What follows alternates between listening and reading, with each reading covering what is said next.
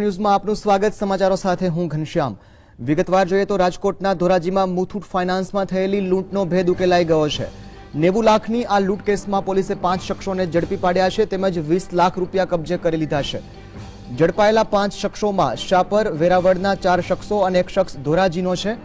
ઉલ્લેખનીય છે કે ગઈકાલે સવારે 10 વાગ્યાના અરસામાં 6 શખ્સો મુથુટ ફાઇનાન્સની શાખામાં હથિયારો સાથે આવી પહોંચ્યા હતા તેમજ ફાઇનાન્સ કચેરીમાં રહેલા 3 શખ્સોને બંધક બનાવી 90 લાખના સોનાની લૂંટ ચલાવી હતી।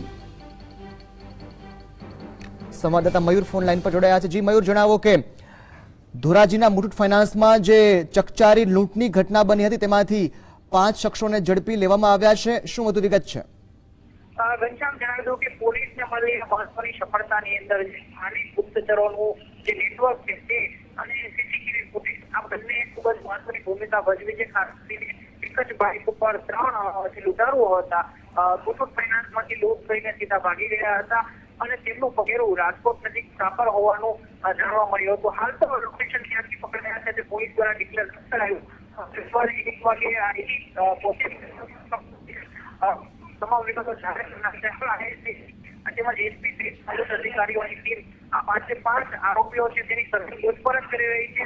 પ્રાથમિક વિગત એ મળી રહી છે કે 5 લોકો પૈકી વધારાનો વ્યક્તિ 6 લોકોની એક આખી ગેંગ હતી અને લૂંટ કરવાના ઈરાદે તેઓ ઘણા સમયથી સક્રિય હતા। મોટા ભાગના જે આરોપીઓ છે તે નાની ઉંમરના છે, એમ કહી શકાય કે 30 વર્ષની આસપાસના છે અને પોતાના મોત્સવ પૂર્ણ કરવા માટે લૂંટનો પ્લાન બનાવ્યો હતો। હાલ આઈજી દ્વારા તમામની પૂછપરછ કરવામાં આવી રહી છે। લગભગ 421 જેટલા સોનાના જે ગીરવે મૂકેલા દાગીના હતા તેના ટિકિટો કબજે કરવાની કાર્યવાહી પણ થઈ છે।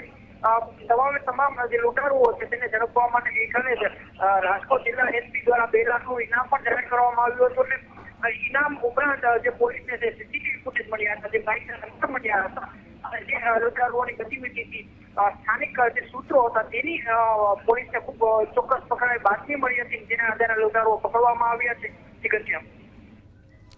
જી મયુર, આભાર સમગ્ર માહિતી બદલ। તો મુથુટ ફાઇનાન્સની લૂંટ મામલે 6 પૈકી 5 શખ્સોની ધરપકડ કરવામાં પોલીસને સફળતા મળી છે।